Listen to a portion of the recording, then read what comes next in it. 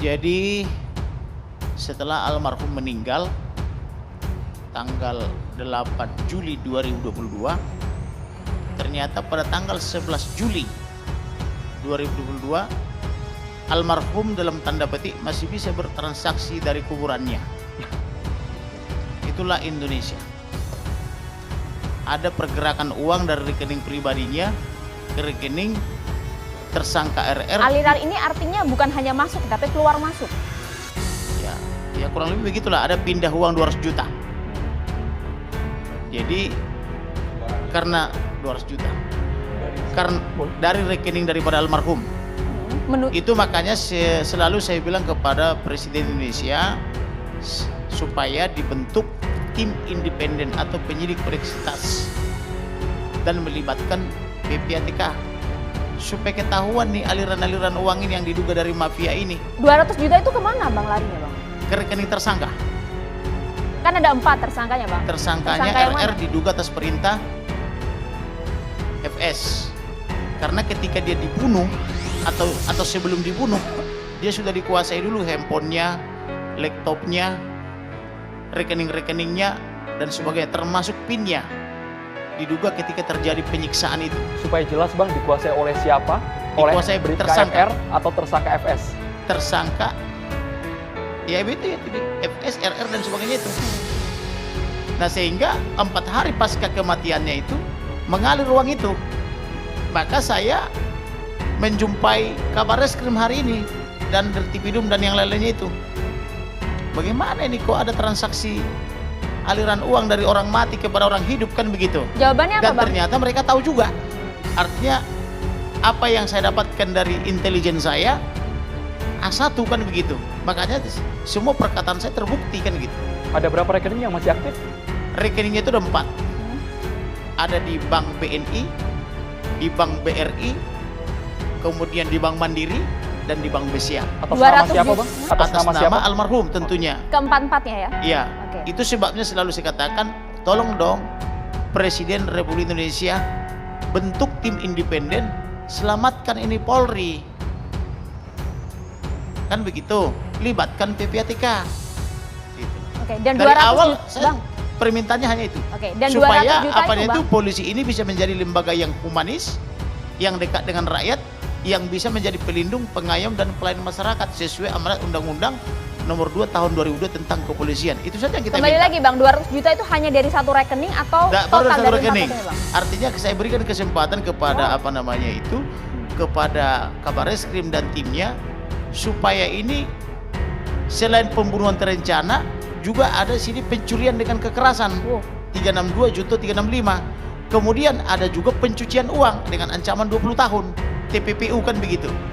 Jadi sudah ada ancaman 340, junto 338, junto 351 ayat 3, junto pasal 55, 56 sesuai surat kuasa yang saya buat. Saya hanya butuh waktu 10 menit loh untuk menganalisa itu semua. Kemudian saya temukan lagi setelah meninggal ada aliran uang dari rekening orang mati kepada rekening orang hidup.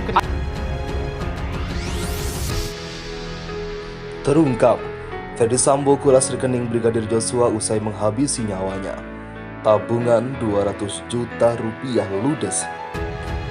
Demokrasi.id.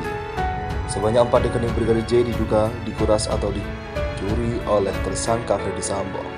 Hal tersebut diungkap oleh pengacara keluarga Brigadir J Kamarudin Simanjuntak di depan Mabes Polri. Ada HP ATM-nya di 4 bank dan laptop bermerek Asus, ungkap Kamarudin pada Selasa 16 Agustus. Tak tanggung-tanggung, Kamarudin menyebut ada uang tabungan senilai 200 juta rupiah yang transfer ke salah satu tersangka.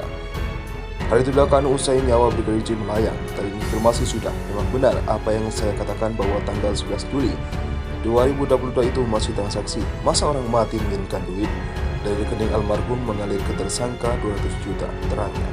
Kamarudin menyebut pihak kepolisian akan mengumumkan perkara ini. Sebelumnya Kamarudin juga menyinggung keterlibatan Pusat Pelaporan dan Analisis Transaksi Keuangan atau PPATK yang seharusnya ikut membongkar dugaan aliran dana yang mengalir di antara Ferdy Sambo dan para ajudannya yang terlibat.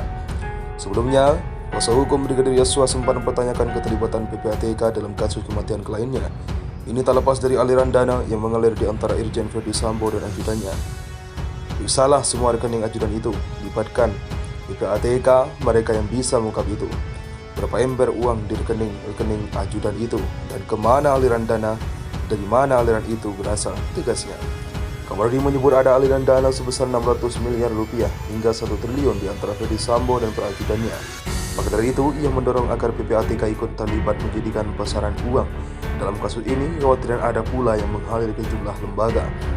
PPATK respon seruan pengacara Brigadir J untuk periksa pusaran uang Ferdy Sambo.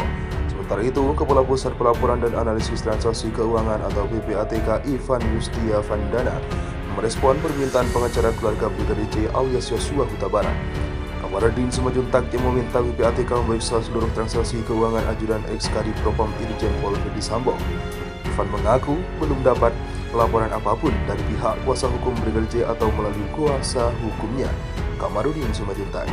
Menurutnya, jika mendapat fakta terkait adanya pelanggaran atau penyelewengan, pihak Brigadir J diperiksa untuk membuat laporan ke PPATK. Jika pengacara almarhum J punya data dan faktanya, mungkin bisa diserahkan ke kami untuk ditangani, ujar Ivan pada Senin 15 Agustus. Ivan menjelaskan, pihaknya akan mendalami dugaan tindak pidana jika mendapatkan laporan. Dia mengatakan mekanisme PPATK hanya bisa dijelaskan sesuai yang ditentukan berdasarkan Undang-Undang Nomor 8 Tahun 2010. Mekanisme yang berlaku selama ini sesuai ketentuan perundang-undangan yang berlaku. Jelasnya, semua tugas dan kewenangan yang kamu lakukan baik dalam hal analisis pemeriksaan atau operatif dan reaktif, termasuk menghentikan transaksi pembekuan rekening dalam kasus apapun berdasarkan undang-undang tersebut, tambahnya.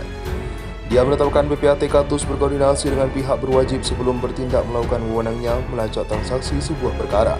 Kami terus berkoordinasi dengan penegak hukum dalam hal proses analisis atau pemeriksaan yang dilakukan, yaitu berdasarkan laporan transaksi dari pihak pelapor yang diterima PPATK. Ibunya.